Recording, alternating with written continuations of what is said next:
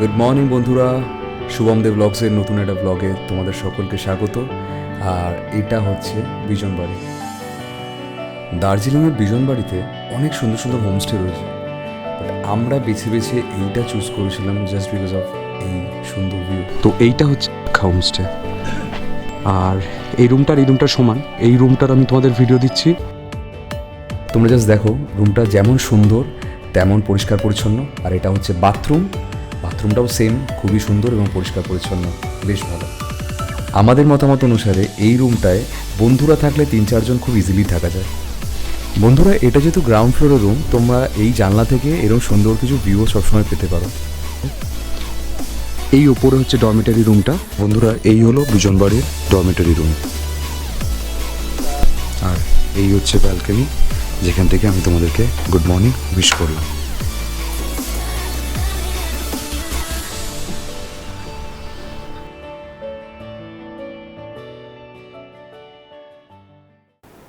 তো বন্ধুরা, ফাইনালি আমরা এসে পৌঁছালাম বিজনবাড়ি।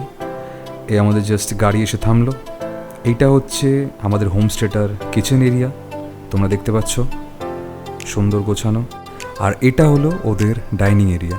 এখানে বসে আমরা লাঞ্চ, ব্রেকফাস্ট সব এখানেই করেছি, ইভেন ডিনারও। আর ভিউটা দেখো, জাস্ট ডাইনিং থেকে বসে এত সুন্দর একটা ভিউ, জাস্ট অসাধারণ। আর এই যে তোমরা লনটা দেখছো, এখানে রাত্রে বসে আমরা আড্ডাও মেরেছি অনেকক্ষণ। খুব পরিষ্কার পরিচ্ছন্ন এবং খুব স্তব্ধ, খুব নিরিবিলি জায়গাটা। আমাদের এই জন্য এটা খুব খুব খুব পছন্দ হয়েছিল।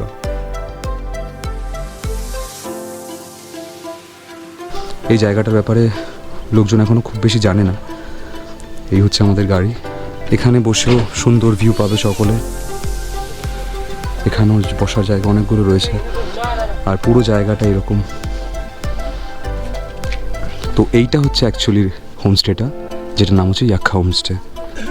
ওইদিকে আরেকটা সুন্দর জায়গা রয়েছে, আমি তোমাদেরকে দেখাবো।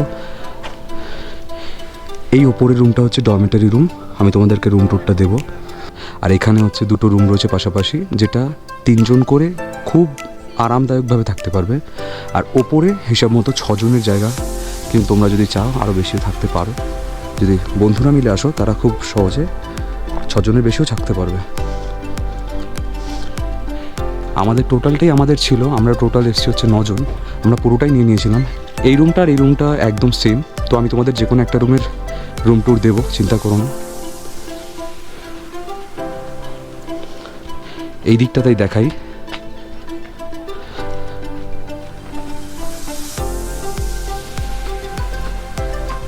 এটা প্রাইভেটলি ওদের পুরো এখানটা। জায়গাটা এতটাই সুন্দর, এখানে এরকম রক রয়েছে। আর এই ভিউটা জাস্ট আনবিলিভেবল, না দেখলে হয়তো বোঝা যায় না। আমরা এখানে বসে আড্ডা দেবো, এটা আমরা প্ল্যান করেছি, যেখানটাতে বসে আড্ডা দেবো সন্ধ্যাবেলার দিকে। কিন্তু জাস্ট জায়গাটা দেখো, এত সুন্দর।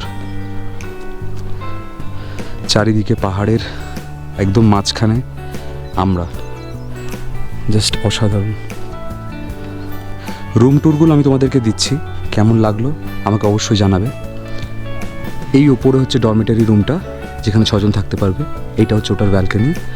আর নিচের রুমগুলোর এক্স্যাক্টলি কোনো ব্যালকনি নেই, বাট জানলা থেকে পাহাড় দেখার এরকম একটা সুন্দর ভিউ রয়েছে, যেটা খুবই ভালো। চলো আমি তোমাদেরকে রুম ট্যুরটা দিচ্ছি, তারপরে তোমাদের সাথে কথা হচ্ছে। বন্ধুরা, এই হলো বিজনবাড়ির ইয়াক্খা হোমস্টে ডরমেটারি রুম। হয়তো রুমটা গুছানো নেই, তাই আমি তোমাদেরকে খুব ভালো করে সুন্দরভাবে আমি তোমাকে দেখাতে পারবো না, কিন্তু জাস্ট সৌন্দর্যটা দেখাতে পারি এবং কি কি আছে না আছে সেটা দেখাচ্ছি।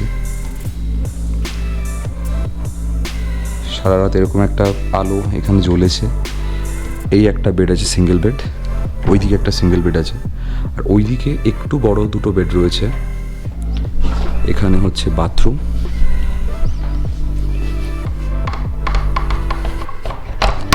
আর এইটা হচ্ছে বাথরুম।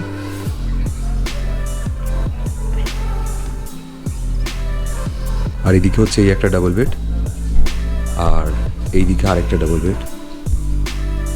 আর এই হচ্ছে ব্যালকনি, যেখান থেকে আমি তোমাদেরকে গুড মর্নিং উইশ করলাম।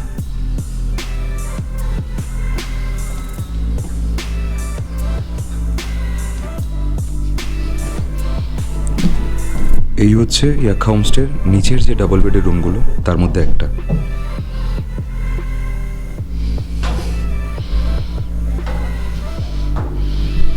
সুন্দর করে ডেকোরেট করা। এখানে একটা ডাবল বেড রয়েছে, ওদিকে একটা সিঙ্গেল বেড বলা চলতে পারে। তো এখানে 3 জন খুব আরাম করে ঘুমোতে পারবে। এরকমই পাশে আরেকটা রুম রয়েছে, পুরো সেম। আর এই হচ্ছে বাথরুম।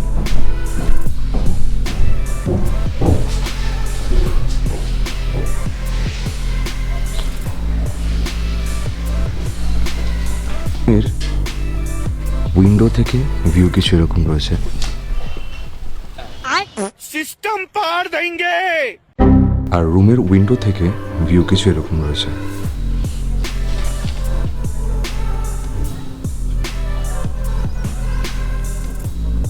যেটা সত্যি খুবই সুন্দর।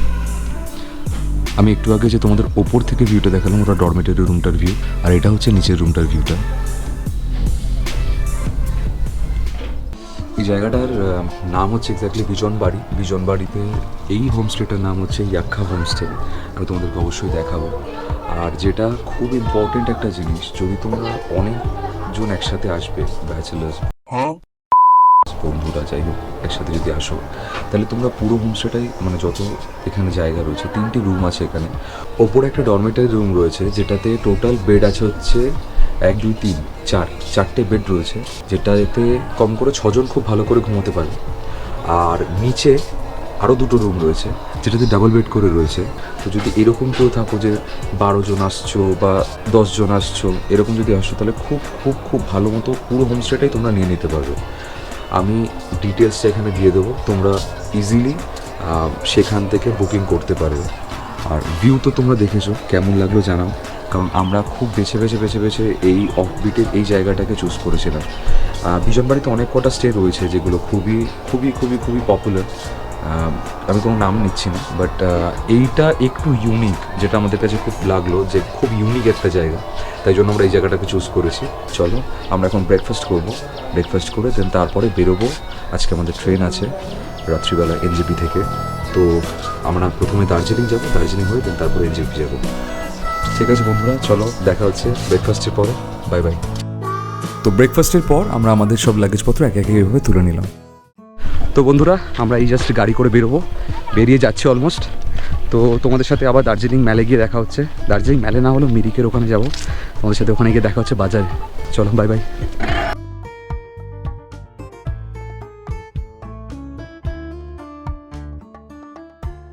হ্যালো বন্ধুরা, একটু ব্যাড লাক, যদিও আমরা বেরিয়েছিলাম বিজনবাড়ির ইয়াক্কা হোমস্টে থেকে, দেন হঠাৎ করে রাস্তায় বাজে রাস্তার জন্য গাড়ি খারাপ হয়ে গেছে। গাড়ির কাজ চলছে, আমরা যেটুকুনি সময় পেয়েছি সেটাতে আমরা ছবি তুলতে ব্যস্ত হয়ে পড়েছি। কন্টিনিউ কাজ চলছে। এখান থেকে আমরা মিরিক যাব, মিরিক মার্কেট হয়ে কিছু শপিং করে দেন তারপর আমরা ব্যাক করব। তো দেখা যাক কতক্ষণে গাড়ি সারানো হয়ে যায়, দেন তারপরে আমরা বেরোতে পারবো।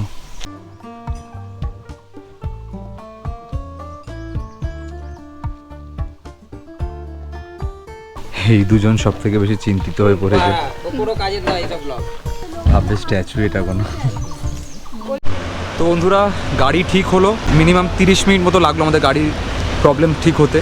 তো সেটা ঠিক হওয়ার পরে আমরা কোনো মতে জাস্ট এগোচ্ছি। এবার মিরিকের দিকে যাব, তার মাঝখানে একটু উঁচু রাস্তা, তো আমাদেরকে হেঁটে সেই জায়গাটা ক্রস করতে হবে, নাহলে গাড়ি আবার প্রবলেম করতে পারে।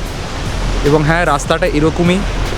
আর তোমরা এখন দেখতে পাচ্ছ আমি যে জায়গাটা দাঁড়িয়ে রয়েছি, ব্যাক সাইডে ঝর্ণা রয়েছে, এদিকে পুরো স্রোতটা যাচ্ছে, ঝর্ণা ওদিক দিয়ে আসছে। রাইট, এই যে ঝর্ণা এদিক দিয়ে আসছে, সুন্দর একটা ভিউ রয়েছে, আমি তোমাদেরকে দেখাচ্ছি।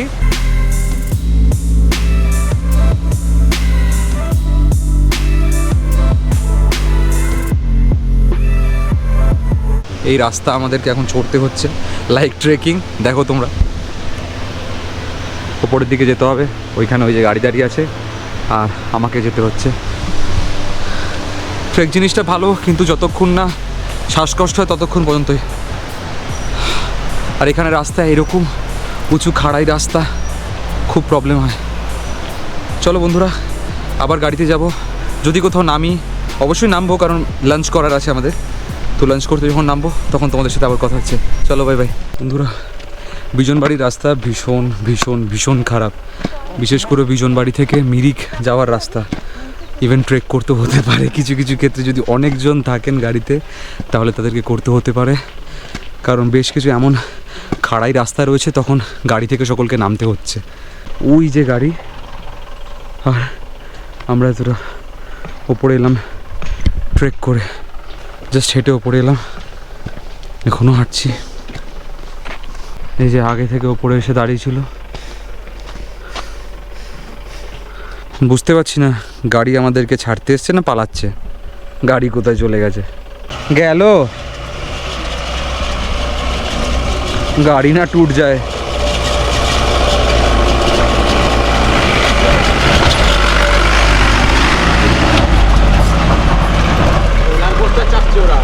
ফাইনালি গাড়ি উঠতে পেরেছে, তো আমরা এবার উপরে যাব।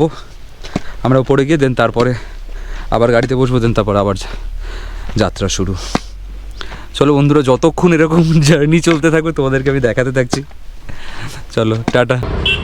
তো বন্ধুরা, আমরা এখন কোথায় আছি? সীমানা বর্ডার, এটা হচ্ছে নেপাল বর্ডারের কাছে আমরা আছি। তো এখান থেকে নেপাল বর্ডারটা দেখা যায়।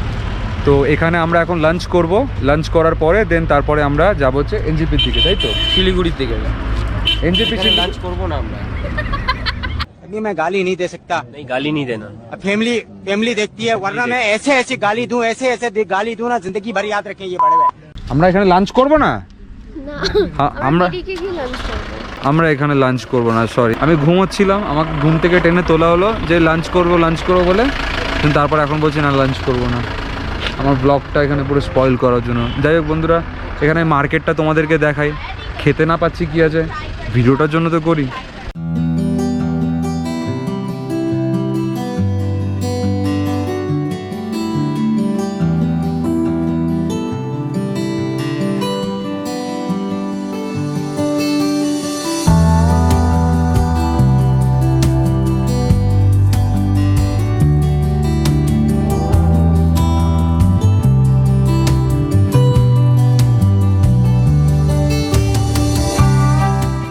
মার্কেট এরিয়াতে এলাম ঠিকই, লাঞ্চ করবো না তো কী হয়েছে, মোমো তো আছে,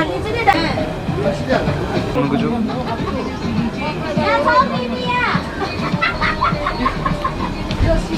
না। মোমোটা সত্যি খুব ভালো, আমি একটা নিলাম, দেন তারপরে এক পিস খেয়েছিলাম, দেন তারপরে এক প্লেট অর্ডার করলাম।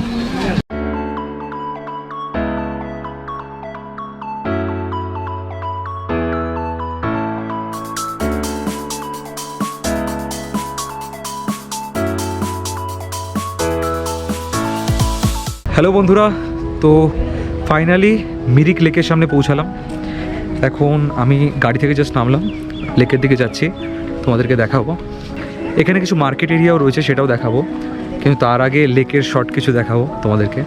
এখানে কিছু রেস্টুরেন্ট রয়েছে, কিছু শপ আছে, আর সামনে হচ্ছে লেক। চলো দেখাই, চলো।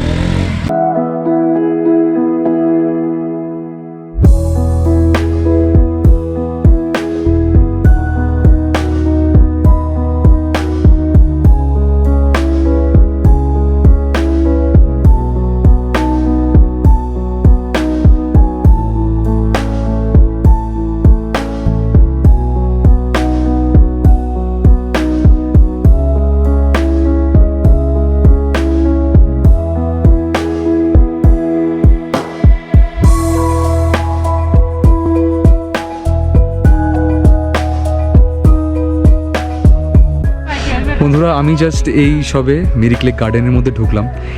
মিরিক লেক গার্ডেনের ভেতরে ঢুকে, এন্ট্রেন্স দিয়ে ঢুকে এরকম একটু ভেতরের দিকটায় এরকম একটা ব্যাক সাইডে এরকম একটা লেক রয়েছে, যেটা এতটাই সুন্দর তোমরা দেখো। আর ওই দিকে পুরো পাইন গাছের পুরো ভর্তি ঝাড়, এত সুন্দর লাগছে। আর এখানে প্রচুর বসার জায়গাও রয়েছে, মানুষে বসেও রয়েছেন, ভীষণ ভালো লাগছে। মানে জায়গাটা এত সুন্দর, বিকেলে যদি এখানে যদি কেউ বসে সময় কাটাতে যান তো এটাও খুব সুন্দর। যদি কেউ মিরিকে আসেন, মিরিকে আসলে প্লিজ এই জায়গাটা অবশ্যই আসবেন, এখানে একটা আলাদাই ফিলিং রয়েছে। আর হ্যাঁ বন্ধুরা, তো তোমরা যদি চাও এই লেকের মধ্যে তোমরা বিভিন্ন রকমের ড্রেস পরেও ছবি তুলতে পারো, এখানে সেরকম ব্যবস্থা আছে। আর তার সাথে হর্স রাইডিংও করতে পারো, এখানে সেই ব্যবস্থাও আছে। তো সব রকম তোমরা দেখে নিও, তোমাদের মতো করে তোমাদের যেটা ইচ্ছা করবে সেটা অনুযায়ী তোমরা করতে পারবে।